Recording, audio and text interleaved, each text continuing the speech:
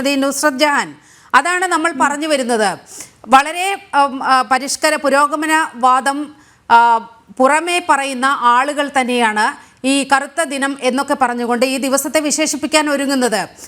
സ്ത്രീ സമത്വത്തിന് വേണ്ടി, സ്ത്രീ സുരക്ഷയ്ക്കൊക്കെ വേണ്ടി വാദോരാതെ സംസാരിക്കുന്ന ഇവർ ഒരു പ്രത്യേക മതവിഭാഗത്തിൻ്റെ കാര്യം വരുമ്പോൾ അവിടെ ചില വിട്ടുവീഴ്ചകൾക്ക് തയ്യാറാകുകയാണ്. അത്തരത്തിൽ ഇല്ലാത്ത ഒരു എതിർപ്പ് ഉണ്ടെന്ന് വരുത്തി തീർത്തുകൊണ്ട് എന്തിനേയും നഖശിഖാന്തം എതിർക്കുന്ന ഒരു കാഴ്ചപ്പാട് നടപടി പ്രതിപക്ഷത്തിന്റെ ഭാഗത്ത് നിന്ന് ഇന്നും ഇന്നലെയുമല്ല തുടങ്ങിയത്.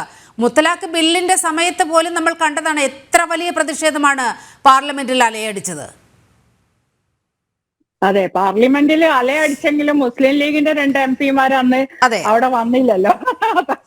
അതായാലും ഏറ്റവും കോമഡി ആയിട്ടുള്ളത് അതാണ്. അവർക്ക് പോലും മനസ്സോണ്ട് ഒരാള് വിവാഹം കൂടാൻ കോഴിക്കോട്ടേക്ക് വന്നു, 2 വിവാഹത്തിന്. അതാണ്. അപ്പൊ അവര് പോലും സത്യത്തിൽ വിവാഹം കൂടുകയെന്നല്ല, അവർക്കറിയാലോ പാർലമെന്റിന്റെ സമയത്ത് തുടങ്ങും. എയർ ഇന്ത്യ ഫ്ലൈറ്റ് ഒക്കെ ടൈമിന് എത്തൊന്നുമില്ല. അപ്പോ ഏത് ഫ്ലൈറ്റ് ആയാലും അങ്ങനെയല്ലേ. പക്ഷെ അതുപോലെ അവര് പോലും മനസ്സുകൊണ്ട് അംഗീകരിക്കുന്നുണ്ട് മുത്തലാഖ് ബില്ല് വരട്ടെ എന്ന്. കാരണം അവർക്കൊക്കെ പെൺകുട്ടികളൊക്കെ ഉണ്ടല്ലോ.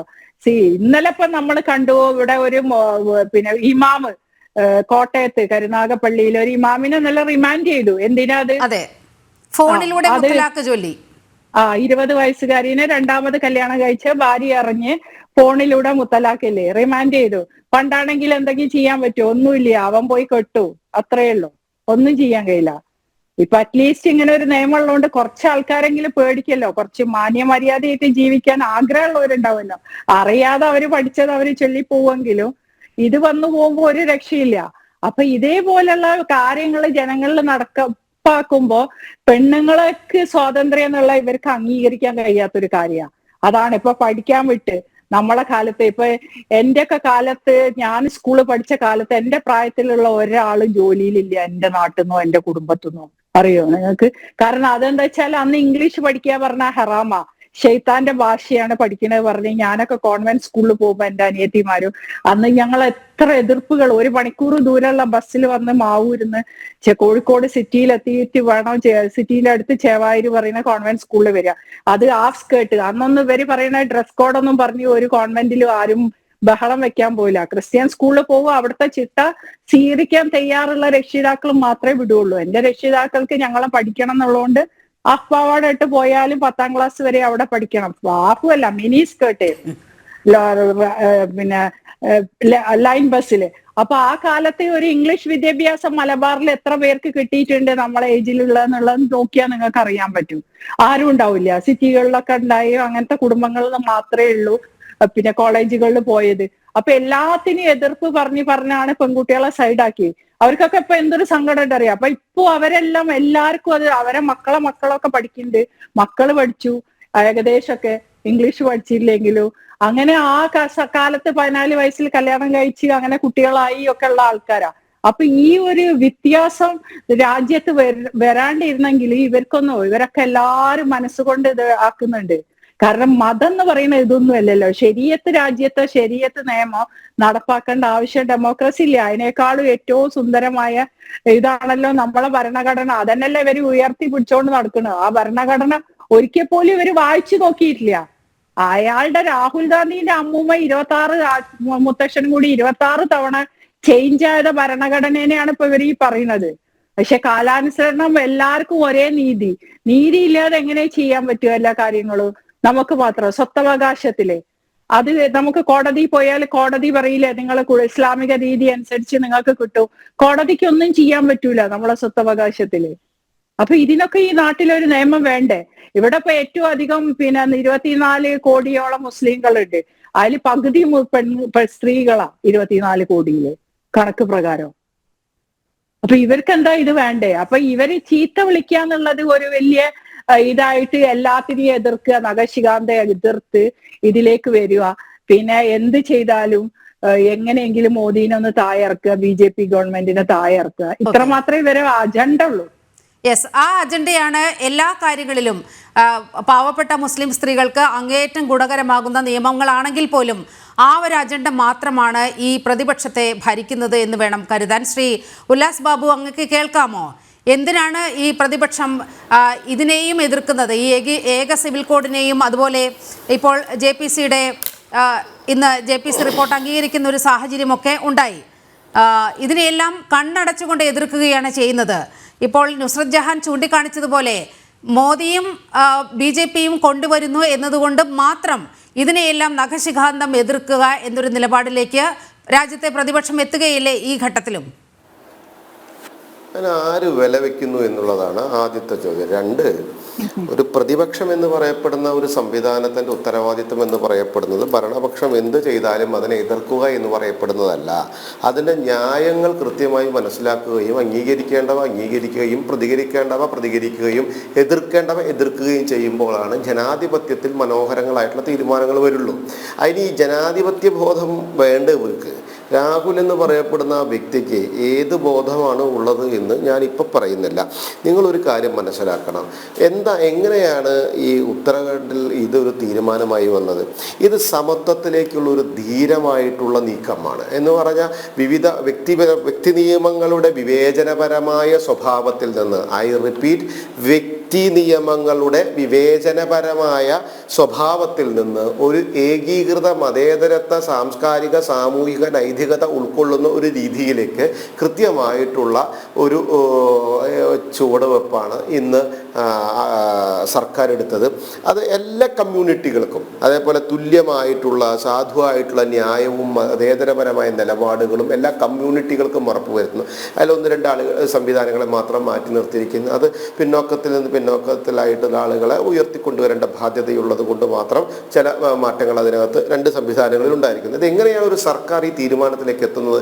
20,000-ഓളം വരുന്ന ജനങ്ങളോട് നേരിട്ട് സമ്പർക്കത്തിലൂടെ അവർ ഈ വിഷയങ്ങളെക്കുറിച്ച് ചർച്ച ചെയ്തു. 2,30,000 നിവേദനങ്ങൾ, രേഖാമൂലമുള്ള നിവേദനങ്ങൾ സർക്കാർ പഠിച്ചു. അതിനുശേഷമാണ് സർക്കാർ ഒരു തീരുമാനത്തിലേക്ക് എത്തുന്നതും അത് ഗവർണറെ സബ്മിറ്റ് ചെയ്യുന്നതും അതിലൂടെ ഇതൊരു നിയമമാക്കുന്നതും. സ്വാഭാവികമായിട്ട് ഒരു സമൂഹത്തിനകത്ത് വരുന്ന വിവിധ ആളുകൾക്ക് ഒരേ നിയമം കൃത്യമായിട്ട് പാലിക്കപ്പെടണമെന്നേ. ഒരാൾക്ക് ഇപ്പോൾ ചില സ്ഥലത്ത് കണ്ടിട്ടുണ്ടോ, ഉപ്പ മരിച്ചു കഴിഞ്ഞാൽ അവിടെ പെൺമക്കളുള്ളൂ വെച്ചാൽ പെൺമക്കൾക്ക് അവകാശമില്ലെന്നേ, ഉപ്പയുടെ അനിയനാണ് അവകാശം. ഈ വക കാടൻ നിയമമൊന്നും ഇന്നത്തെ കാലഘട്ടത്തിൽ സാധിക്കില്ലെന്ന്. അതുമാത്രമല്ല, പരിഹരിക്കപ്പെടേണ്ട നിരവധി വിഷയങ്ങൾ വ്യക്തിപരമായിട്ട് സമൂഹത്തിലെ ഇതേപോലെയുള്ള ജാതീയമായിട്ടുള്ള വ്യവസ്ഥയിൽ മാറ്റി നിർത്തപ്പെടുന്നു. കോൺഗ്രസിൻ്റെ വളർച്ച എന്ന് പറയപ്പെടുന്നത് ജാതീയമായി, വർഗപരമായി, വർണ്ണപരമായി, മതപരമായി ഇവരെയൊക്കെ തല്ലിച്ചുകൊണ്ട് അതിൻ്റെ രക്തമൂറ്റിയെടുത്തുകൊണ്ട് സുഖമായിട്ടിരുന്ന് ഭരിക്കുന്ന ഒരു സ്വഭാവമായിരുന്നു. അപ്പോൾ അവർക്ക് ജാതി ഉണ്ടാവണം, ഇവിടെ മതം ഉണ്ടാവണം, അവർക്ക് നിയമം ഉണ്ടാകണം, അതും ഇതും തമ്മിൽ തല്ലണം. അതിലൂടെ എങ്ങനെയെങ്കിലും രക്ഷപ്പെടാൻ സാധിക്കുമെങ്കിൽ അത് രക്ഷപ്പെടണം. അവർക്ക് അധികാരം എന്ന് പറയപ്പെടുന്ന സംവിധാനത്തിലേക്ക് നടന്നു കയറാനായിട്ട് ജാതിയുടെയും മതത്തിൻ്റെയും വർഗത്തിൻ്റെയും വർണ്ണത്തിൻ്റെയും കൂട്ടുപിടിക്കുക, അതിലൂടെ നടക്കുന്ന തമ്മിത്തല്ലുകൾ, അതിൽ കൂടെ നടക്കുന്ന ഇംബാലൻസിങ് സ്വഭാവങ്ങൾ, ഇതിലൂടെയൊക്കെ എങ്ങനെയെങ്കിലുമൊക്കെ വളർന്നു വരണമെന്നുള്ളതാണ് സുപ്രീം കോടതി വളരെ കൃത്യമായിട്ട് നീലിമ നിങ്ങൾ പഠിച്ചിട്ടുണ്ടോ എന്നറിയില്ല. 1985 മുഹമ്മദ് അഹമ്മദ് ഖാൻ വേഴ്സസ് ഷാനു ബാനു ബീഗം കേസ് നിങ്ങളൊന്ന് വായിച്ചു നോക്കണം. 1995 Sarla Mudgal versus Union of India നിങ്ങൾ പഠിച്ചു നോക്കണം.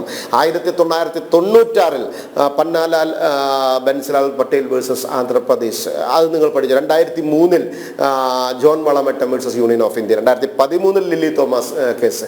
ഈ കേസുകളിലൊക്കെ സുപ്രീം കോടതി വളരെ വ്യക്തമായിട്ട് വിവിധ മേഖലകളിൽ ഇതുപോലെയുള്ള പ്രയാസങ്ങൾ അനുഭവിക്കുന്നത് കൊണ്ട് തന്നെ കോമൺ സിവിൽ കോഡ് അല്ലെങ്കിൽ യൂണിവേഴ്സൽ സിവിൽ കോഡ് എന്ന് പറയപ്പെടുന്ന അല്ലെങ്കിൽ അതിൻ്റെ കൃത്യമായിട്ടുള്ള ഏകീകൃത സ്വഭാവത്തെക്കുറിച്ച് കൃത്യമായി പറയുന്ന രീതിയിലേക്ക് സുപ്രീം കോടതി എത്തിയിട്ടുണ്ട് എങ്കിൽ, അതിലെ പല അഭിപ്രായങ്ങളും അതിൽ പറഞ്ഞിട്ടുണ്ട് എങ്കിൽ, അതിൻ്റെ രൂപരേഖകൾ ആവശ്യപ്പെട്ടിട്ടുണ്ട് എങ്കിൽ അതൊക്കെ എന്തിൻ്റെ അടിസ്ഥാനത്തിലായിരുന്നു? ഇത് ഈ സമൂഹത്തിന് ആവശ്യമായിട്ടുള്ള കാര്യമാണ് എന്ന് ബഹുമാനപ്പെട്ട സുപ്രീം കോടതിക്ക് അതിനെക്കുറിച്ച് വ്യക്തമായിട്ടുള്ള ബോധ്യമുള്ളത് കൊണ്ടാണ് അന്ന് ഈ തീരുമാനങ്ങളെ കുറിച്ച് ചോദിച്ചതും ആ തീരുമാനങ്ങളെക്കുറിച്ച് പരാമർശിക്കേണ്ടി വന്നതും ഇതൊക്കെ കൃത്യമായിട്ട് നടപ്പിലാക്കുന്ന രീതിയിലേക്ക് ഇതിൻ്റെ ഘടന വന്നുവിട്ടതും.